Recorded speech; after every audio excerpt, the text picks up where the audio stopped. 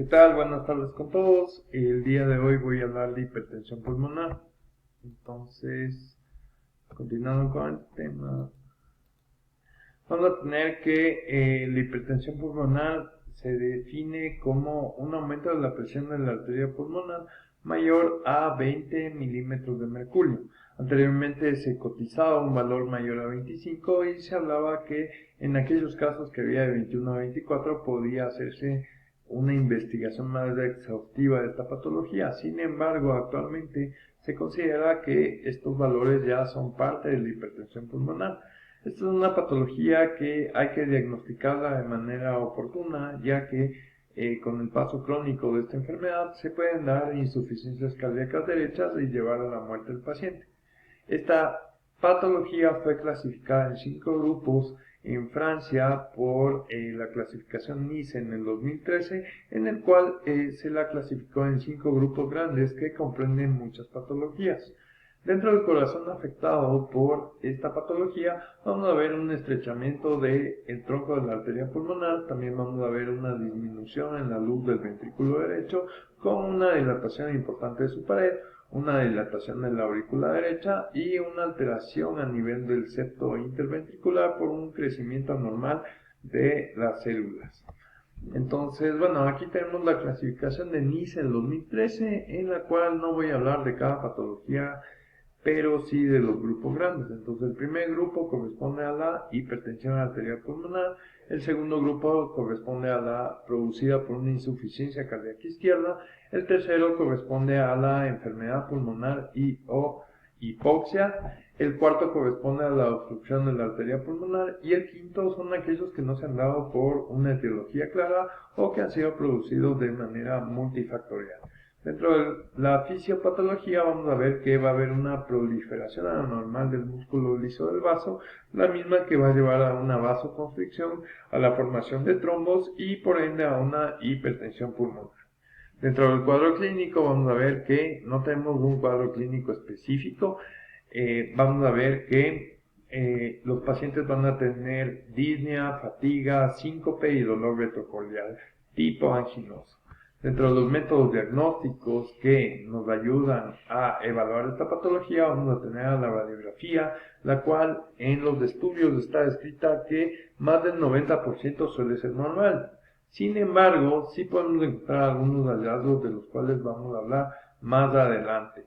El siguiente método que es muy importante es la ecocardiografía, la cual nos permite ver la anatomía y la función del corazón. Sin embargo, está limitado en la valoración de la vascularización arterial pulmonar, por lo cual debe ser complementado. También tenemos estudios de medicina nuclear, como la cintigrafía, la misma que nos permite ver cómo está la ventilación y la perfusión del pulmón. Sin embargo, está limitada porque no nos permite ver un detalle anatómico de dónde está el sitio de patología.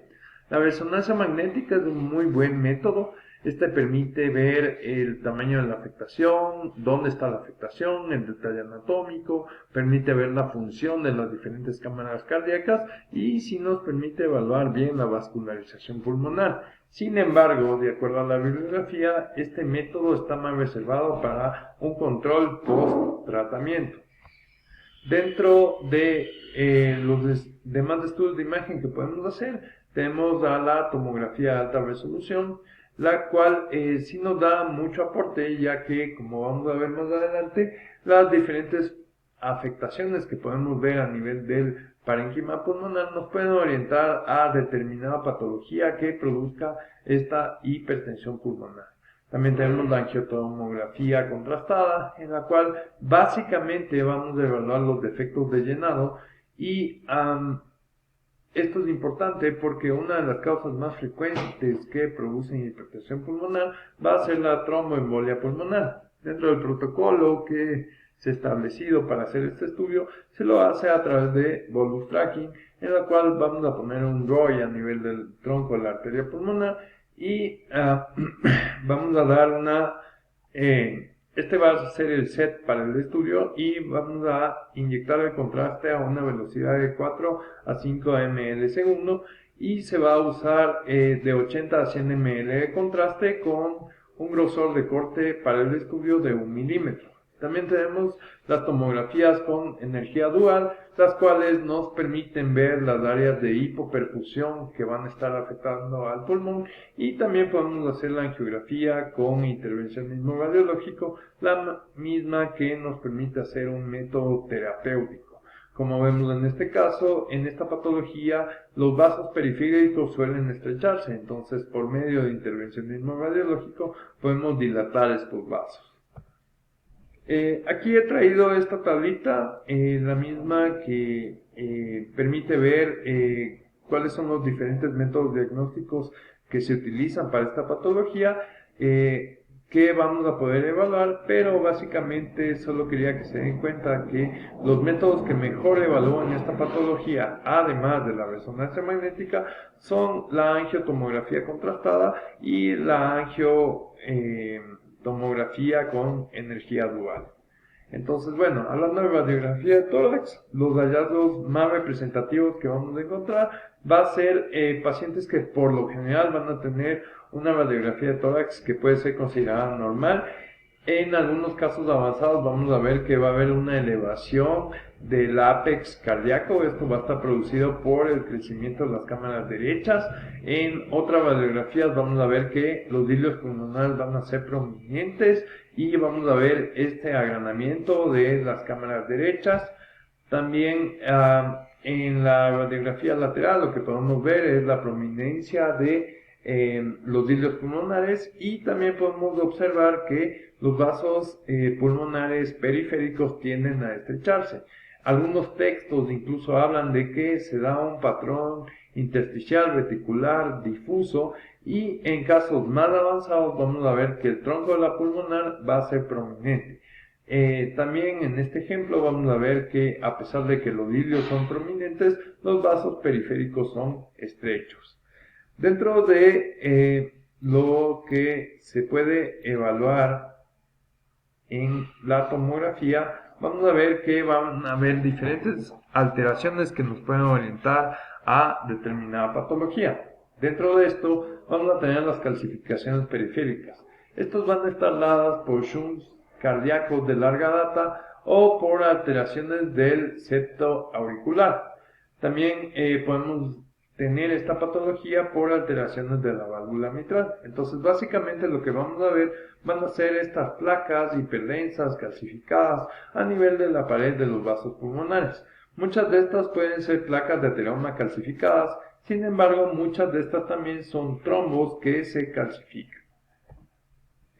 Otro de los hallazgos que podemos ver es la dilatación periférica, que por lo general no es tan frecuente. Lo más frecuente es que hagan un efecto de pruning, que en inglés significa podado, o este estrechamiento de los vasos pulmonares periféricos. Sin embargo, cuando hablamos de dilatación periférica tenemos dos tipos básicamente. Tenemos las teleangiectasias supleurales de tipo 1, en la cual vamos a ver múltiples vasos dilatados que van del espacio pleural al espacio subpleural, como vemos en este ejemplo, en este corte axial. También podemos tener las tipo 2, que son malformaciones arteriovenosas, en las cuales en el saco aneurismático vamos a ver dilataciones nodulares periféricas, como vemos en este ejemplo en MIP. Ahora, aquí tengo un caso de un paciente de 46 años que tenía síntomas respiratorios y fue diagnosticado una hipertensión pulmonar. Entonces, algo que es característico e importante decir es que no por el hecho de que ya esté diagnosticada hipertensión pulmonar, ya sabemos de etiología. Entonces aquí podemos ver este engrosamiento vascular que vemos a nivel pleural y subpleural, que va a estar de manera difusa a nivel de los pulmones. Y en este paciente decidieron hacer un corte más abajo a nivel del abdomen, en donde vieron que el hígado estaba cirrótico y había un importante líquido acítico. Entonces, en este paciente se hizo una investigación por una hipertensión portal y dio positivo para un síndrome hepatopulmonar que genera estas dilataciones de los vasos pulmonares periféricos. Dentro de las alteraciones que podemos ver en los estudios angiotomográficos contrastados, lo que podemos ver es la presencia de defectos de llenado. Entonces podemos ver presencia de tromboembolia pulmonar en los diferentes vasos que comprenden la irrigación arterial pulmonar. Dentro de los mismos podemos ver estos defectos de llenado o alteración en el paso del contraste endovenoso a nivel de los vasos pulmonares. También es importante decir que estos van a estrechar poco a poco la luz del vaso y van a generar estos bordes irregulares en el contorno de la íntima de los mismos. Estos coágulos suelen formar ángulos obtusos con los vasos afectados y van a disminuir de forma importante la luz de los vasos afectados. Aquí tenemos un paciente de 25 años con tromboembolia pulmonar, en donde podemos ver que va a haber una importante dilatación del tronco de la arteria pulmonar, y aquí estamos viendo los defectos de llenado que se producen por los trombos producidos. Entonces aquí vemos en corte coronal, en corte axial, y aquí tenemos una reconstrucción en MIP, en donde vemos que el trombo ocupa una parte importante de la luz del vaso afectado. También se pueden ver la presencia de trombos intravasculares en el 2 al 26% de los casos, y por lo general se produce en cánceres de estómago, hígado, riñón, pulmón, próstata y en el colangiocarcinoma. Entonces, básicamente lo que vamos a ver van a ser estas áreas nodulares que salen de la parte vascular pulmonar, que van a estar distribuidos de forma difusa y se van a caracterizar por presentarse en la porción más periférica de los vasos. Algo que es importante también decirlo es que esto puede generar otras alteraciones, como a su vez la hipertensión pulmonar. Va a haber un aumento o dilatación del ventrículo derecho con una hipertrofia irregular del septo interventricular. Entonces, una vez dicho estas alteraciones, es importante decir que hay cánceres que van a ser primarios de los vasos, como los angiosarcomas, en los cuales, como vemos en este ejemplo, van a ocupar toda la luz del tronco de la arteria pulmonar. Entonces también hay que estar atentos de eso. También otro patrón que vamos a ver con frecuencia va a ser la presencia de infiltrado en vidrio esmerilado. No es muy específico de una patología, de hecho es un hallazgo que se ve con frecuencia en todos los grupos que habíamos descrito en la clasificación NICE. Entonces, muchas veces es un poco difícil verlos, como vemos en este paciente de 10 años, que luego de un control a los 14 años vemos que es mucho más representativo. Ahora, hay que tomar especial énfasis en que en patologías como la enfermedad veno-oclusiva periférica, el cuadro puede avanzar mucho y afectarle mucho al paciente. Entonces hay que determinar de manera eficaz cuál es la etiología de este caso de hipertensión pulmonar. Entonces, en la bibliografía está escrito que este vidrio esmerilado es producido por la degradación excesiva de surfactante, que también se puede dar como resultado de microhemorragias y también como resultado del tratamiento con vasodilatadores de larga data. Algo que también podemos ver es el patrón en mosaico. Entonces, como todos sabemos, estos patrones de mosaico van a haber áreas más hipodensas y otras áreas más hiperdensas. Las áreas hipodensas van a corresponder a las zonas de oligoemia y las áreas más hiperdensas van a corresponder a las áreas de hiperemia. Estas van a estar producidas por tromboembolia pulmonar y edema pulmonar, y el 74% de las causas van a ser cardíacas y el 8% van a ser pulmonares. Entonces, además del mosaicismo pulmonar, vamos a ver un engrosamiento de la arteria pulmonar. ¿Qué tal? Nos habíamos quedado en el patrón en mosaico. Les pido disculpas, pero se me acabó el tiempo en el video previo.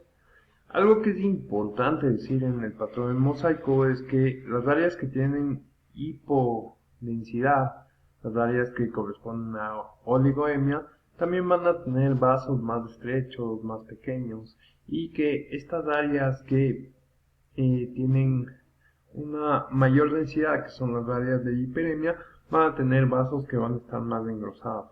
Entonces, por lo general, estas áreas de oligoemia van a tener afectaciones por trombos. Entonces, como vemos en esta angiotomografía inventada en mediastino, que es del mismo paciente, vamos a ver que sí se pueden identificar defectos de llenado que corresponden a estos trombos.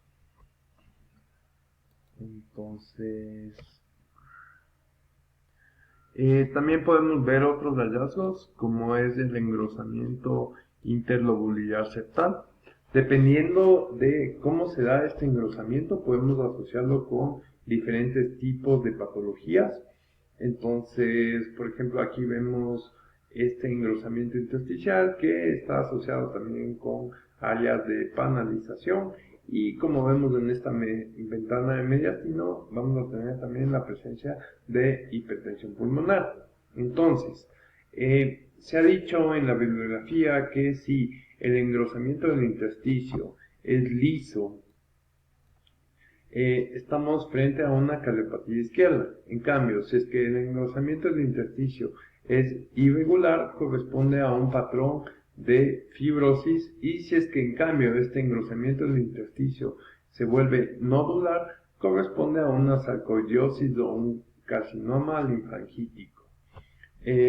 Otras patologías que también podemos ver, otras afectaciones, son la presencia de bronquiectasias, que estas van a ser secundarias a la vasoconstricción hipóxica pulmonar y a la destrucción de la cama vascular. Estas van a estar asociadas a fibrosis y sarcoidosis, y como vemos en estos ejemplos de metano pulmonar, lo que vamos a ver es la presencia de estas bronquiectasias que tienen diferentes calibres y que van a estar de distribución difusa. Además de esto, también podemos ver un importante engrosamiento de los vasos bronquiales, que a su vez se van a asociar de otros hallazgos, como es la presencia de derrame pleural y la presencia de consolidados subsegmentarios. Esta patología en el 64% de los casos también está asociado con tromboembolia pulmonar crónica, y hay que tomarla en cuenta. Otros hallazgos son las opacidades periféricas subpleurales, en las cuales, como vemos en esta ventana pulmonar, por lo general se suelen manifestar a nivel basal, y vamos a ver que van a ser subpleurales y que van a tener una distribución difusa. A su vez, estas también están relacionadas con la tromboembolia pulmonar crónica, como vemos en esta angiotomografía, el mismo paciente inventada en mediastino, en donde vamos a ver estos defectos de llenado correspondientes a los trombos que están a nivel de las arterias pulmonares. También están relacionados con la presencia de derrame pleural a este nivel. Otras patologías también se han asociado a presentar estos hallazgos, como es la anemia hemolítica, la cistomiasis, la neumonía intersticial usual y la neumonía intersticial no específica, que además de presentar estos hallazgos pueden también tener opacidades reticulares periféricas. Como les había comentado anteriormente, el vidrio esmerilado no es característico de una patología como tal. Entonces estas son todas las causas por las cuales se puede ver vidrio esmerilado, pero el vidrio esmerilado también asociado con un aumento en el calibre de la arteria pulmonar ya nos puede dar una sospecha de que hay un cuadro de hipertensión pulmonar. Entonces, como les había dicho anteriormente, dentro de las patologías que producen vidrio esmerilado hay que tomar en cuenta especialmente a la enfermedad veno-oclusiva, ya que, como vemos en este ejemplo, este es un paciente que tenía una enfermedad pulmonar veno-oclusiva que fue avanzando poco a poco, que no se lo trató, y como vemos la repercusión en el pulmón es llamativa. Entonces es importante no pasar por alto o no darle poca importancia al vidrio esmerilado, porque si bien muchas patologías pueden generar este patrón, hay patologías que necesitan ser tratadas a tiempo. También tenemos la presencia de nódulos sólidos difusos, que estos se dan con mayor frecuencia a nivel de la sarcoidosis, como vemos en estos cortes axiales. En ventana pulmonar, que tenemos la presencia de estos nódulos que se encuentran de manera bilateral de distribución difusa. Algo que es importante es que estos nódulos no deben medir más de 4 milímetros, sino ya no se los considera como este patrón que les estoy diciendo, y se pueden presentar de forma irregular y se pueden asociar incluso a zonas de consolidado. Está descrito que también estos nódulos suelen asociarse con la presencia de derrame pericárdico, además del aumento del diámetro del tronco de la arteria pulmonar. Existen causas cardíacas que también podemos identificar. Entonces, no sé si les mencioné antes, pero uno de los síndromes que da con frecuencia alteración de hipertensión pulmonar es el síndrome de Emmensengel. Entonces, este síndrome se caracteriza por presentar un defecto a nivel del tabique interauricular que va a generar hipertensión pulmonar, como vemos en este caso, esta gran dilatación del tronco de la arteria pulmonar, y aquí podemos ver el defecto del tabique interauricular, que en este caso está produciendo un shunt de derecha a izquierda. También podemos ver la presencia de cardiopatías del lado izquierdo, las mismas que pueden generar valvulopatías, y estas a su vez, como dije anteriormente, pueden promover la formación de TEPs crónicas. Entonces, vamos a ver, como les dije anteriormente, la presencia de un depósito de áreas hiperdensas calcificadas a nivel de la pared de los vasos en estadios avanzados. Entonces, es importante tomar en cuenta todas las estructuras que se pueden evaluar en el corazón, con o sin contraste. Bueno, acabando los hallazgos tomográficos, como les dije anteriormente, se pueden hacer estudios de medicina nuclear con Tecnesio 99, en el cual básicamente vamos a evaluar la ventilación y perfusión del pulmón. Como vemos en estos diferentes ejemplos, vamos a ver que va a haber áreas en las cuales no se capte bien el radiofármaco y va a haber una alteración en la perfusión del pulmón. Si bien nos puede decir que hay una alteración en la perfusión del pulmón, como vemos en estos ejemplos, no tenemos un detalle anatómico de qué es lo que está pasando en realidad en este estudio. Entonces, por eso no se considera un método tan bueno. Ahora, tenemos la tomografía con energía dual, en donde, como podemos ver en estos cortes axiales y en estos cortes coronales, vamos a tener estas zonas que están un poco más hipodensas, que corresponden a las zonas de hipoperfusión. En cambio, en estas, de acuerdo a la anatomía radiológica, sí podemos ubicar los sitios de lesión y sí es muy beneficiosa en el estudio de la hipertensión pulmonar. También tenemos la parte de angiografía terapéutica, en la cual, bueno, podemos hacer una angiotomografía contrastada, hacer las reconstrucciones, ver cuáles son los defectos que queremos solucionar, ya que, como les dije anteriormente, en muchos casos las arterias pulmonares se estrechan y requieren intervencionismo radiológico para dilatarse. Esta es la bibliografía que utilicé para hacer esta charla y bueno, gracias y disculpen el tiempo de 2 videos.